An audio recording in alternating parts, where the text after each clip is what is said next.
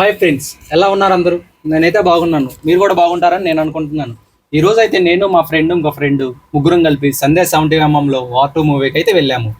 Movie గురించి ఈరోజు చెప్తున్నాను. అసలు ఈ మూవీ ఎలాగుంది, దీని రివ్యూ ఏంటి, దీని రేటింగ్ ఎంత ఇస్తాను, అసలు మూవీ చూసిన వాళ్ళు ఒకలాగా చెప్తున్నారు, మూవీ చూడని వాళ్ళు ఇంకోలాగా చెప్తున్నారు. ఈ వీడియోలో అయితే మొత్తం మేము మూవీ చూసాం కాబట్టి దీని గురించి రివ్యూ ఇస్తున్నాము. ఒకసారి ఈ వీడియో ఫుల్గా చూడండి. కొత్త వాళ్ళు ఎవరైనా వస్తే మన ఛానల్ని సబ్స్క్రైబ్ చేసుకోండి, లైక్ చేయండి, నన్ను సపోర్ట్ చేయండి. అయితే ఫస్ట్ స్టార్ట్ చేయడంలో అసలు ఎన్టీఆర్ వార్ 2కి ఎలా సెలెక్ట్ అయ్యాడు, అసలు ఏ విధంగా సెలెక్ట్ అయ్యాడు, కథపరంగా వెళ్ళాడా లేదా ఎవరి వల్ల వెళ్ళాడా, ఆయన ముఖర్జీ వెళ్ళాడా లేకపోతే రుతిక్ రోషన్ ఉన్నాడని సపోర్ట్తో వెళ్ళాడా అనేది తెలుసుకుందామంటే, యాక్చువల్గా నేనైతే అబ్జర్వ్ చేసిందంటే ప్రీ రిలీజ్ ఈవెంట్లో ఎన్టీఆర్ఏ చెప్పాడు, నేను ఆదిత్య చోప్రా వల్లే వెళ్ళాను, అతను సపోర్ట్ చేయటం, అతను పిలిచాడు కాబట్టి నేను ఈ సినిమాకి ఒప్పుకోవడానికి కారణము, కథనైతే నేను వినలేదు, ఏం చేయలేదు, ఆయన ఉన్నాడు కాబట్టి, ఆయన నన్ను పిలిచాడు కాబట్టి బాలీవుడ్ అడిగితే నేను వెళ్ళాను. సినిమాలోకి వెళ్ళానంటే మా ఫ్రెండ్ని ఒక క్వశ్చన్ అడుగుదాం అనుకుంటున్నాను, మీరు చూడండి ఫ్రెండ్స్. ఈరోజు నువ్వైతే సినిమా చూసావు కదా, నేనైతే ఒక ఎన్టీఆర్ అభిమానిగా నాకైతే సినిమా ఓవరాల్గా మంచిగా నచ్చింది. మరి నీకెలా కనిపించింది? నీకే ఎలివేషన్స్ బాగున్నాయి, అసలు ఇద్దరు ఉన్నారు కదా, ఒక స్టార్ బాలీవుడ్ స్టార్ హీరో, ఒక తెలుగు టాలీవుడ్ స్టార్ హీరో, ఇద్దరు ఉన్నారు కదా, ఇద్దరు హీరోని ఆయన ముఖర్జీ ఎలా తీర్చిదిద్దాడు, ఎవరికి ప్రయారిటీ ఇచ్చాడు, ఇప్పుడు ఒకరిని తక్కువ చేశాడు లేకపోతే ఇంకొకరిని ఎక్కువ చేశాడని అనుకుంటానని, ఏ విధంగా చేశాడని చెప్తావు ఒకసారి? యాక్చువల్గా నెంబర్ 1 ఏంటంటే మూవీ ఇద్దరికి ఎంట్రీ సీన్స్, ఆ ఇంట్రడక్షన్ ఎలా ఉందంటే ఇద్దరికి సేమ్ ప్రియారిటీ ఇచ్చాడు, వేరే లెవెల్లో అంటే ఇంట్రడక్షన్ అనమాట. యాక్చువల్గా ఇంట్రడక్షన్ మన రుతిక్ రోషన్ ఎలా ఉంటుందంటే ఒక వైల్డ్ టైప్లో ఉంటుంది అనమాట. అలాగే ఎన్టీఆర్ వచ్చేసరికి ఇంకా మీకే వదిలేస్తున్న ఆ ట్విస్ట్ ఎలా ఉంటుంది అనేది మీరు సినిమా వెళ్ళి చూడండి. నెంబర్ 2 ఏంటంటే ఆ సినిమాలో ఒకరిని తక్కువ ఒకరిని ఎక్కువ అయితే చేయలేదు, ఇద్దరికి ప్రతి సీన్లో, ప్రతి ఫైట్లో, ప్రతి సాంగ్లో, దేంట్లో అయినా ఇద్దరికి సేమ్ ప్రియారిటీ ఇచ్చాడు. డైరెక్టర్ అయాన్ వచ్చేసరికి ఇతను మన బాలీవుడ్ మూవీ హీరో, అతను వచ్చేసరికి టాలీవుడ్ మూవీ హీరో, తనకి తక్కువ తనకి ఎక్కువ ప్రియారిటీ అని కాకుండా ఇద్దరికి ప్రతి సీన్లో, అది ఏదన్నా కానీ చిన్న సీన్ కానీ ఏదన్నా చిన్న డైలాగ్ కానీ ఏ డైలాగ్ అని కానీ ఇద్దరికి ఒకరినొకరు తీసేయకుండా అంత మంచిగా క్యారెక్టర్లో అంత మంచిగా సీన్స్ అయితే వాళ్ళిద్దరి మధ్య పెట్టాడు ఫ్రెండ్స్. నేనైతే చాలా అబ్జర్వ్ చేశాను ఎన్టీఆర్ని ఎలా చూపించాడు. అసలు మన ఎన్టీఆర్కి టాలీవుడ్లో ఒక రేంజ్ ఇంట్రడక్షన్ సీన్ ఉంటుంది, బట్ బాలీవుడ్లో ఎలా ఎక్స్పెక్ట్ చేస్తామో ఏ విధంగా ఇంట్రడక్షన్ సీన్ ఇస్తాడని నేనైతే చాలా ఎగ్జైట్మెంట్తో వెళ్ళాను. దానికైతే నన్నైతే ఒక 10%కి 10% ఎగ్జైట్మెంట్తో వెళ్తే నన్నైతే 100% ఫుల్ఫిల్ అయితే చేశాడు ఆయన ముఖర్జీ. దీన్ని మాత్రం నేను ఒప్పుకుంటాను. అసలు ఎంత బాగా తీర్చిదిద్దాడు ఇంట్రడక్షన్, అలాగే తీర్చిదిద్దాడు. మళ్ళీ ఒకటి రా ఏజెంట్ గా అసలు ఎన్టీఆర్ సూట్ అవుతాడా, పోలీస్ క్యారెక్టర్ లో రేరు ఎన్టీఆర్ చేయటం, మరి రా ఏజెంట్ సోల్జర్ గా ఎన్టీఆర్ బాగుంటాడా బాగోడా అని ట్రైలర్ వచ్చిందాక ట్రేజర్ వచ్చిందాక కూడా అసలు ఒక ఎక్స్పెక్ట్ చేయలే. కానీ ట్రైలర్ చూశాక ఓకే అన్న కూడా సినిమాలు చేయొచ్చు, ఏవి పోలీస్ క్యారెక్టర్లు మంచి మంచి క్యారెక్టర్లు చేయొచ్చు. 2015లో టెంపర్లో ఒక లెవెల్లో చేసిన ఎన్టీఆర్ ఇప్పుడు కూడా అదే లెవెల్లో మెయింటైన్ చేశాడు. నాకైతే అలా అయితే ఫుల్ పండగ వినాయక చవితి అయితే ముందుగానే వచ్చింది అన్న ఫెస్టివల్ మూడ్లో అయితే వెళ్ళిపోయాను నేనైతే. మళ్ళీ ఇంకోటి ఏంటంటే దీనికి తగ్గట్టు ఎవరి ఇంట్రడక్షన్ సీన్ కాడ బ్యాక్గ్రౌండ్ మ్యూజిక్ అయితే ఒక వేరే లెవెల్లో అయితే కొట్టేశాడు. పేరైతే తెలియదు కానీ ఒక బ్యాక్గ్రౌండ్ మ్యూజిక్ అయితే వేరే లెవెల్తో కొట్టేశాడు. అయాన్ ముఖర్జీ మాత్రం ఎన్టీఆర్ని ఎలా చూపెట్టాలో, అసలు రుతిక్ రోషన్ యాక్చువల్గా అన్ని ఏజెంట్ మూవీస్ లేకపోతే సోల్జర్ మూవీస్ ఆ టైప్లో చేస్తాడు, బట్ ఆయనకు తగ్గట్టుగా టైగర్ షెరీఫ్ వార్లో చేశాడు కదా, ఆయన తగ్గట్టుగా ఎన్టీఆర్ని ఎలా చూపించాలో దానికి 10% ఎక్కువగానే చూపించాడు. అయితే నేనైతే దీన్ని మాత్రం ఒప్పుకుంటాను. నాకు అనిపించింది ఏంటంటే వాళ్ళిద్దరు ఫేస్ ఆఫ్ సీన్స్ వచ్చేసరికి వేరే లెవెల్ అనమాట. వాళ్ళిద్దరు ఎప్పుడైతే కలుస్తారో ఆ సీన్స్ ఒక్కళ్ళొకరు తీసేయడానికి లేదు.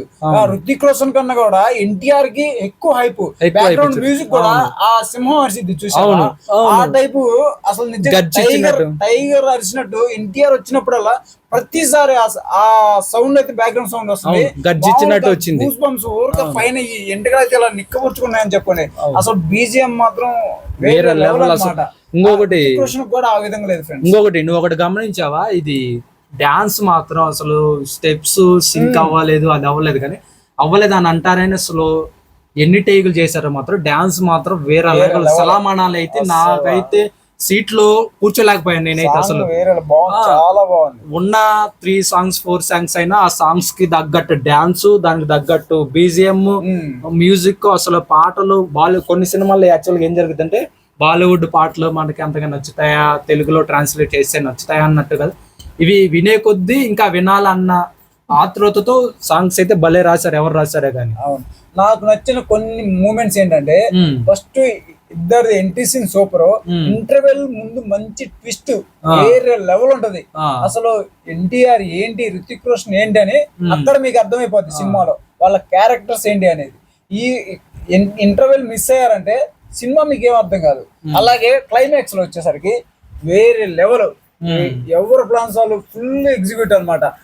ఎన్టీఆర్ ఒక ప్లాన్ చేస్తాడు, రితిక్ రోషన్ ఒక ప్లాన్, రాయ్ ఏజెంట్ తను వచ్చేసరికి వేరేలాగా ఆలోచిస్తాడు, తిను వేరేలాగా ఆలోచిస్తాడు.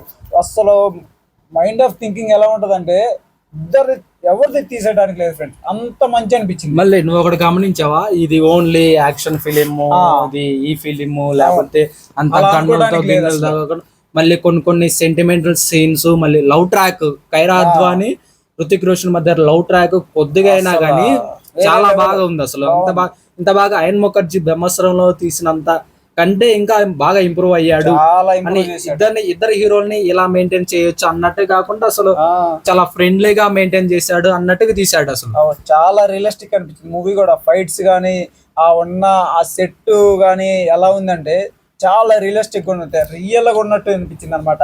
ఎక్కడ గానీ మనం ఇది గ్రాఫిక్స్ విఎఫ్ఎక్స్ ఓవర్ అయితే అనిపించలేదు, ఎక్కడ ఓవర్ అనిపించలేదు. మరి ఈ వాళ్ళు ఎక్కువ యాక్షన్ సీక్వెన్స్ గాల్లో ఇప్పుడు ఎన్టీఆర్ ఇది రైలు మీద ఉరుకుతాడు చూసావా, అప్పుడు అక్కడ విఎఫ్ఎక్స్ యూజ్ చేశారు. మళ్ళీ ఫ్లైట్ మీద అంటే ట్రైలర్ లో చూపించారు కదా ఇల్లు. మరి ఆ విఎఫ్ఎక్స్ నీకు ఎలా కనిపించాయి? రీసెంట్ గా చూసిన సినిమాలో అయితే విఎఫ్ఎక్స్ నాకైతే అంతగా అనిపించాలా. మరి రీసెంట్ సినిమాలతో కంపేర్ చేస్తే ఇది 100-200% చాలా బెస్ట్, అంత బాగా తీశారు అసలు విఎఫ్ఎక్స్. అసలు విఎఫ్ఎక్స్ ఇది కూడా విఎఫ్ఎక్స్ రియలిస్టిక్ తీసినట్టయితే అనిపించింది నాకైతే. రీసెంట్ సినిమాలు వస్తే ఎవడ్రా ఇది తీసింది, డైరెక్టర్ ఎవర్రా, ఈ ఎడిటర్ ఎవర్రా, ఈ గ్రాఫిక్స్ ఎవడ్రా అనిపించింది అనమాట. ఇది అలా లేదు, ఇంటర్నేషనల్ స్థాయి కదా, పాన్ ఇండియా మూవీ వేరే లెవెల్ అనమాట. ఆ విధంగా అనిపించింది. పాన్ ఇండియా కాదు, వరల్డ్ వైడ్. మరి నీకు సినిమా ఓవరాల్ గా సినిమా మొత్తంలో నీకు రుతిక్ రోషన్ ఎలిమెంట్స్ ఎక్కడ బాగున్నాయి? అసలు రుతిక్ రోషన్ ఎక్కడ బాగా యాక్ట్ చేశాడు? ఓవరాల్ అతను పెద్ద యాక్టర్ చెప్పాల్సిన అవసరం లేదు, సినిమాలో ఇంకా ఎక్కడ గురించి చెప్పాలంటే మనం ఏం చెప్పలేం, చాలా తక్కువ. చాలా మూవీలు చూసాం, క్రిష్ గానీ, బలం అది దాంట్లో బ్లైండ్ చేస్తారు కదా, బలం ఒకటి, ఇంకా చాలా మూవీస్ ఉన్నాయి. ప్రతి మూవీలో యాక్టింగ్ 100%-200% ఇస్తాడు అనమాట. ఈ మూవీలో కూడా తన ముందు ఏంటంటే తన ఐస్ ఒకటి ప్లస్ పాయింట్, తన బాడీ రిజర్వేషన్ వేరే లెవెల్. అసలు అందరు అనుకుంటారు ఎన్టీఆర్ బాడీ తక్కువ ఉండదు, రుతిక్ రోషన్ కి బాడీ ఎక్కువ ఉండదు, మ్యాచ్ అవుతారా ఇలా. ఎన్టీఆర్ సీక్వెన్స్ మీకు ఎలా, అంటే ఎన్టీఆర్ సీన్స్ ఎలా అనిపించే సినిమాలో నీకు? చెప్తున్నా కదా, ఎన్టీఆర్ మన నాది వాళ్ళ తాత బ్లడ్ నట సార్వభౌమ అంటాం కదా, అది డైలాగ్. దానికి ఏ మాత్రం తీసేయడానికి లేదు. ఏ క్యారెక్టర్ అని ఇవ్వండి దాంట్లో 100% నిలవైపోతాడు అంతే. అది కామెడీ కానివ్వండి, రౌడీ కానివ్వండి, పోలీస్ కానివ్వండి, ఏ క్యారెక్టర్ అన్నా 100-200% కరెక్ట్ న్యాయం చేస్తాడు. ఇందులో కూడా అంతే చేశాడు. మరి ఏమన్నా స్టోరీ ఏమన్నా వార్టుది కొద్దిగా ఏమన్నా రివీల్ చేస్తావు? అసలు రివీల్ అంటే వార్ 1 వచ్చేసరికి ఆల్మోస్ట్ అందరు చూసింటారు, వార్ 2 దానికి రిలేటెడే, అర్థమవుతుంది కదా. వార్ 2 ఏంటంటే ఫస్ట్ ఇంట్రడక్షన్ మన రుతిక్ రోషన్ అయితే ఉంటది, ఎలివేషన్ గానీ, ఎంట్రీ సీన్ గానీ. తర్వాత అసలు వీళ్ళిద్దరు ఎలా దాంట్లోకి వచ్చారు, రాయ్ ఏజెంట్ లోకి వచ్చారు, అసలు ఎన్టీఆర్ స్టోరీ ఏంటి, ఎన్టీఆర్ రాయ్ ఏజెంట్ లోకి రావడానికి గల కారణం ఏంటి, దానికి దాని రీజన్స్ ఏంటి, దాన్ని అతన్ని ఎవరన్నా పుష్ చేశారా, లేకపోతే ఎవరన్నా మోటివేట్ చేశారా రాయ్ ఏజెంట్ లోకి రావడానికి, లేకపోతే తనకేమన్నా అవమానం జరిగితే వచ్చాడా, దాని వల్ల కూడా ఈ సీన్స్ అన్ని మనం దీంట్లో చూడొచ్చు అనమాట. చాలా ప్రతి ట్విస్ట్ కూడా వేరే లెవెల్. మనం ఏది రివీల్ చేసినా మూవీ మొత్తం అర్థమైపోతుంది.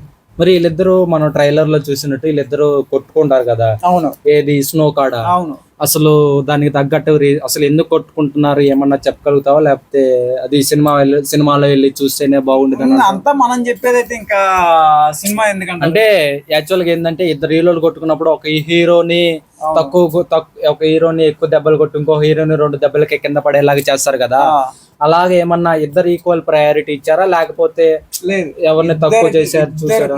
చాలా ఈక్వల్ ప్రయారిటీ. ఒకళ్ళు ఎక్కువ కొట్టి ఒకళ్ళు ఎక్కువ బ్లడ్ వచ్చేసట్టు అలా కాకుండా ఇద్దరికి సేమ్ ప్రయారిటీ ఇచ్చాడు. ఎవరిని ఎంత చూపించాలో అంత చూపించాడు. ఎవరికి ఒకరిని తక్కువ చేయాల ఒకరిని ఎక్కువ చేయాల, ఇద్దరికి కరెక్ట్ గా ప్రయారిటీ ఇచ్చాడు. సినిమా మాత్రం వేరే లెవెల్ అనిపించింది. నేనైతే అవుట్ ఆఫ్ 5 కి 4.3 4.4 అలా ఇస్తాను రేటింగ్. నాకు అనిపించింది ఆ 5% 0.5% నేను ఎందుకు తీసేస్తున్నానంటే కొంచెం మనకి డైరెక్షన్ ఇంకొంచెం బాగా చేయొచ్చు. డైరెక్షన్ గానీ ఇంకా ట్విస్ట్లు ఇంకా పెట్టచ్చు, అంత మంచిగా చేయొచ్చు అనమాట. ఓకే, ఇప్పుడు ఓవరాల్ గా సినిమాలో ఇప్పుడు ఇది 1 టైం వాచ్ అనుకోవచ్చా లేకపోతే ఫర్దర్ గా చూడొచ్చు? ట్విస్ట్ ఆల్రెడీ చూసేసావు కదా? ట్విస్ట్ ఆల్రెడీ చూసేసావు కదా, మరి ఈ మూవీ 1 టైం వాచ్ గా చూడొచ్చా లేకపోతే చూడొచ్చు? సినిమా 2-3 టైమ్స్ కూడా చూడొచ్చు. మరి ఓవరాల్ గా నువ్వు సినిమాని ఎలా ఎంజాయ్ చేసావు? నేనైతే యాజ్ ఆడియన్ గా చాలా బాగా ఎంజాయ్ చేశాను. ఫ్యాన్స్ అయితే వేరే లెవెల్. ఇంకా అసలు దాని హాల్లో చూస్తుంటే సంధ్య థియేటర్ తెలుసు కదా, ఒక్క సీటు కూడా ఖాళీ లేదు, అంత ఫుల్, అంత బాగా ఎంజాయ్ చేశారు. పేపర్లు అయితే కుప్పలు పడిపోయినాయి అన్నమాట. అసలు ఎన్టీఆర్ ఎంట్రీ వచ్చినప్పుడల్లా దానిలో ఆ సీన్స్, ఆ పేపర్ సీన్స్ వేరే లెవెల్, అంత బాగుంది మూవీ. మరి బయట రివ్యూలో వీళ్ళు చెప్తున్నారు కదా, ఏంటి అని ఏం లేదు, అసలు స్టోరీ లేదు, ఏం లేదు, అంతా యాక్షన్ సీక్వెన్స్, అసలు 1 టైం వాచ్ అని అంటున్నారు కదా, వాళ్ళకి ఏం రివ్యూ?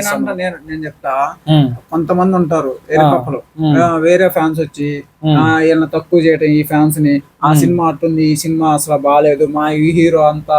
మొన్న వాడు కూడా చెప్తున్నారు కదా పార్క్ దగ్గర 1,00,000 కోట్ల సినిమా 1,000 కోట్ల సినిమా బాది. అవునవును, 50,000 కోట్లు 50,000 కోట్లు, అదంతా వేస్ట్.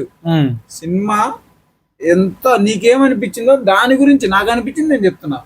అది పర్ఫెక్ట్ చెప్తే ఏదైనా పర్ఫెక్టే ఉంటది.